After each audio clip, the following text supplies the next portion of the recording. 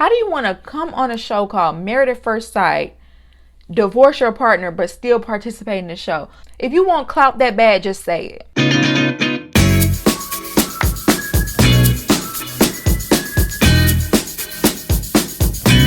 Welcome to La Vida Rosa. I'm your host, Pinky, and today we're going to be talking about Married at First Sight. So if you'd like to see more, then just stay tuned. If you like my look for today, make sure you check out the link in the description where you can find the ponytail. And also, somewhere on the screen, it'll show you the makeup products that I used for this look. Also, you guys, if you like my nails, the link will be in the description. And there's also a code you can use for percentage off. Like, comment, and subscribe. And without further ado, let's get into this video. I don't know, y'all. Like, it's not looking good for these couples at all. The last video I posted, I let y'all know I'm kind of pretty much over Married at First Sight, but I did want to come back with this video because it kind of gives a conclusion for Lauren and Orion and that whole debacle. But I don't know if I'm going to continue. Make sure you look forward to some new content. I'm going to be stepping out, trying something different. So I want y'all to make sure you keep your eyes open for that. Turn on your notifications because I feel like my Married at First Sight reviews have run its course. Also, if you have anything else that you would like to see from me on my channel, make sure you leave those suggestions down below. So how about I start with the couple that I'm at least the most hopeful for, even though they have so many challenges coming towards them. At least they have the chemistry. At least they seem like they want to try to make this work. You know, out of all of the couples, they have the best chance, in my opinion. On this episode, they get their apartments and they go visit each other's places, which I don't remember them visiting her place. See, this is what I don't like about this show too. I feel like they're not thorough. Y'all have 2 hours to show us each person's apartment and y'all don't do it. Why? She does go look at his home. He jokes about his home being 100 years old. I don't know if it's that old or not, but it does seem like a very old school place. They start talking about laundry and she's like, yeah, I do my laundry every week. And he's like, oh, I'm more of a once a month type of guy. I'm like, how do you let your laundry get that high? I know that takes you all day and night. Like, so then they discuss like what their living arrangements are going to be. His thought was to move back into their individual places after decision day and finish up their leases, and then they can come together after that. And she was like, well, we don't have to do that because my lease is flexible and it's month by month. And he's like, well, I already have a roommate. I don't know why you would want to move in here. And I don't know, I'm always a little like, even though logically all of that is making sense, but it's like, y'all are married. Like, why would married people not want to live together? I get it. It's not an ideal situation. And she says, well, you can come move into my place once your lease is up. And, you know, then we can prepare to purchase a house together. So later on, they meet up with Pastor Cal. Pastor Cal asks, have they consummated? Of course. And he says that they haven't because he really just wants to take his time. And I'm like, so we're not going to bring up the fact that she just had surgery and that she also has this illness that causes her to be in pain. Like, that doesn't affect whether y'all are going to go there or not. Like, I felt like that was a little disingenuous not to bring that up. And also they brought up children, and she's never wanted biological children, but she's willing to do that for her partner. Once again, I feel like if you never wanted children, I just don't see you wanting them just because you have a partner. I don't know. At some point, I see you being resentful of your partner or of the children themselves, and I just don't see it ending well. And then on top of that, they didn't bring up the fact that she has endometriosis, which could possibly affect her fertility. So even if they do want biological children, how do we know if that's even possible with her situation? I mean, just to be realistic, y'all, I don't mean to be no Debbie Downer, but they have like serious roadblocks or serious possible deal breakers, and I feel like they're not truly addressing it. Another one, religion. They have religious differences. She grew up Jewish. He grew up Christian, and Pastor Cal, I felt like he handled this irresponsibly, and he did not add the nuance necessary for a situation like this. he asked them, well, what's the basis of your religion? And both of them said kindness, understanding, and love. And he was like, well, that sounds like the same thing to me, just different religions. I wish it was that easy, because there's some things in Christianity that do not overlap with Judaism and vice versa. And when it comes to raising children, it's just going to be a huge difference with how you raise them. And it's like he didn't even address that at all. Y'all, I just don't see this going well. Like, y'all, I just don't see that part of it being as easy as they tried to make it seem. He seems like he's holding back a little bit, even though I do think he wants to make it work. But he seems like he's holding back on that. Like, he doesn't want to judge her, or he doesn't want to go in too hard because he does like her. But it's like, once it comes down to it, how you know he's not going to want to put his foot down and say, no, I want my kids to be raised under Christian traditions, and that's that. And what if she says, no, my children under Jewish? You know what I'm saying? They could butt heads really hard on that. Like, it could go well, but it could not. And I feel like that's something that should be discussed in a real way, and not as y'all, the basis of your religion is the same. If only it were that simple. Like, there have been whole wars fought over religion. It's really something that you should have a real conversation about. I do wish the best for them though, y'all, but I just can't help but to see the big pink elephant in the room. And nobody seems to really want to be honest about it. Let's move on to Cam and Claire. Claire is getting on my nerves. Every time we turn around, she is poking fun at this man, whether he's wearing short shorts. It doesn't matter what he does. She's going to find a way to poke at him about it. And I wouldn't have so much of an issue with it if she wasn't so sensitive. Because I feel like if he were to turn around and do that same thing to her, she would get all in her feelings about it. They have their conversation about moving into the apartments. This is her first time living with a partner. And he's not afraid that she's going to bother him or annoy him in this situation, but he's scared of the opposite, that he's going to be the one to bother her and annoy her, because she's never had to live with a partner before. He didn't say this, but she already halfway don't like him. So, you know what I'm saying? She already seemed like she's very like, she could be out the door anyway. But I just feel like she always wants things her way. Her way is the right way. She constantly shuts him down unless it's like a performative type of compromise. Like when they were talking about, which side of the bed do you want to sleep on? Like, she went ahead and compromised on that. There's no stakes behind that. But I feel like if there's a major decision that needs to be made, she's going to be the one to want to make that.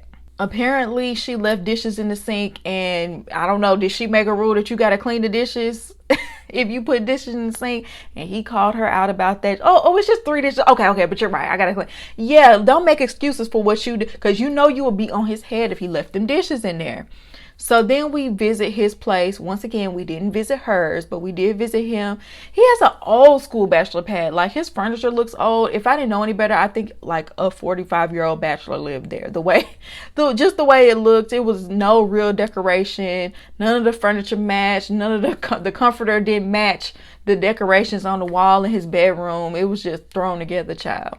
So then he had her try Vegemite. I think that's how you say it. But anyway, it's a popular, like, kind of like spread, almost like peanut butter or something like that in his country. He said it tastes like beer. Okay, I ain't gonna lie, I would be a little nervous to try it myself. She tried it and immediately, nasty, gross, I'm never eating it again.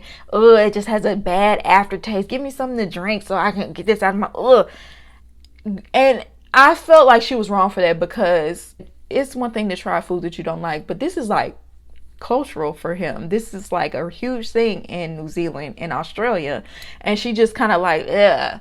And I thought that was rude. Like, she could have just been like, okay, this is not for me, but you know, do you. I don't like the way she handles him, because this is your husband, and she just does not care what she says to him.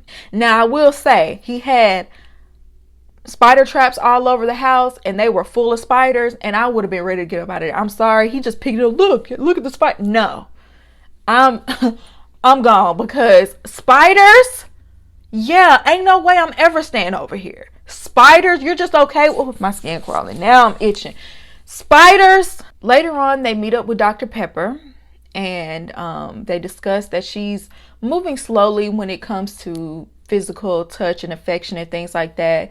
He said he's willing to wait, and even though she does like hold his hand and things like that, it's still slow, but he's willing to wait, and he seems like he's doing a little bit better in that situation because he thinks it's going to get better. That she's giving him hope. So then once again, they talk about religion, and he said that he was raised in a Christian church, and at 10 years old he was kicked out. He said that he got kicked out from questioning the teachings. So I'm thinking maybe Jehovah's Witness, because I know they could be very strict about that sort of thing. But he said from that experience, he feels like religion doesn't adequately prepare children for the world. She heard what he had to say. She said she respects it, but she's gonna have to disagree because she grew up Catholic and she never really took it seriously until her brother passed away, and then she kind of like became more faithful and more devout. I don't know, y'all. I feel like that's another huge deal breaker because they have two very differing beliefs, and I can't imagine when they have children that is gonna butt heads with how they want to raise them. Once again, I feel like the experts dropped the ball with, I don't know, they just meant, oh, y'all figure it out type of attitude. And it's like they might need some counseling to get to that point, because she has a very my way or the highway type of attitude about things. And I know if they had kids, it's gonna be even worse. So I don't know, y'all. I'm not seeing it for them too, though. I don't see the chemistry at all. It gives very platonic. But y'all let me know what y'all think about them. Let's move on to Emily and Brennan. Now, I don't know what's going on with Mr. Brennan, because it is really like Dr. Jekyll, Mr. Hyde. Like, what happened? You flipped very quickly. I just want to know, like, y'all were just on the honeymoon. You seem just fine. And now you're here and you're very standoffish. Like, they're walking around their new apartment. He's giving her one-word answers and barely speaking, just mumbling like, okay, yeah, blah, blah, blah. Like, it just didn't make any sense why he's just like, the flip happened so quick. It just, what happened? We just want to know what happened and why. I will say his mama did say that he had a temper, and someone in the comments said that they feel like maybe they did consummate their marriage and just haven't said anything, because if you remember, she was like, yeah, we took a shower together and we did a little something, but we didn't go all the way. That's a very shaky story. I don't know if I believe it. She already made it known she's a big freak and likes to play with handcuffs and whips and everything. So it's not that far-fetched that they just went ahead and did it. And some people feel like maybe that happened too quick and it turned him off. He just clearly was not very happy to be moving into that apartment with her. This will be both of their first time living with a partner, but he's like not with it at all, you know. And it's sad because she's very high energy, bubbly, trying to keep everything light and fun, keep the energy up, and he's just dragging it down. So they're discussing their new apartment or whatever, and she brought up the fact that she really doesn't want them to leave their shared space for their own place. Like, she wants them to just stay there, stick it out. And he quickly slipped in there that he didn't want to move into the place immediately. He wants to stay at his place for a few days before he moved in. He feels overwhelmed and he needs to take a step back to digest his feelings. Sir, you're married. You're married, okay? Digest your feelings in the next bedroom if you need to, but you are married. And I felt bad for Emily because I know she felt a way about that, but you could tell she really tiptoes around him and doesn't want to push him for whatever reason. And so when he said that, she didn't fight it or tell him how she really felt. And she's just being really passive with him. And I wish she would have opened her mouth and said something, because that's trifling. Like, you're not even willing to move in. Like, you're not committing at all. You are not single anymore. You're married. And isn't this the same man that said divorce is not an option? You're definitely setting this relationship up for failure. I know that. So then we go look at his home, and he's supposed to be giving a tour, but she's the one doing all the talking.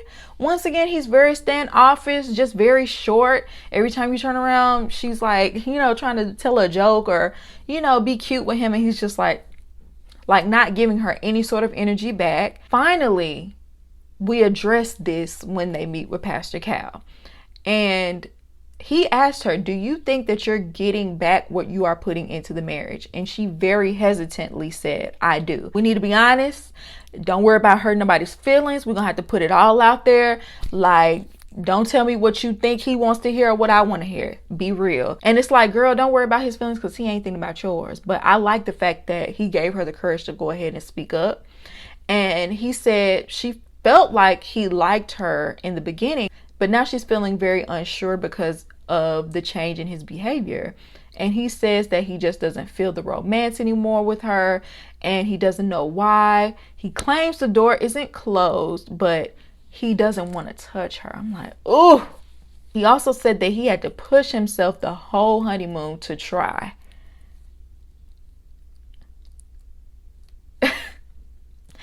And I know this ain't right, y'all, but I would have been done. That's it. You ain't got to worry about it. If somebody feels like that towards me, I just don't know how we're going to move past it. I don't want to move past it. If you're that disgusted by me, like you don't want to touch me, and you're supposed to be my husband, I just can't. Clearly, by what he's saying, he's not physically attracted to her. He just did not want to say it. He said he doesn't want to go deeper into his emotions because he just doesn't feel safe to do so on TV, which tells me that he's very big on appearances and how things look, and he just doesn't want things to look a certain way. But sir, you already looking bad. You might as well tell the truth. You might as well be honest. And later on, when they were just alone talking one-on-one, she told him that she feels that he's self-sabotaging himself in this situation. And he was like, okay. Child, like I'm telling you, like he's literally, when he's not giving her zero effort, he's having an attitude. And I could not. And so she finally broke down and asked him, like, are you physically attracted to me? I would rather you just tell me, because it hurts more for you to just avoid me and treat me this way instead of just being honest and upfront. And he keeps saying he just wants to protect her. He doesn't want to hurt her. You're trying to protect your own reputation. I just don't feel like he truly cares about her, because the way you're going about it, it just tells me you don't truly care about her feelings. You would have been nicer. You haven't been. Obviously, she said you not answering is answering the question, because why would you saying you are attracted to her hurt her feelings or embarrass her? So clearly you're not attracted to her. I really hate it for her, because you could see that it's kind of like taking a toll on her self-esteem. And she was someone who was super confident coming into this. I hope she doesn't let this situation make her feel like she's not worthy of a husband, because she hasn't done anything.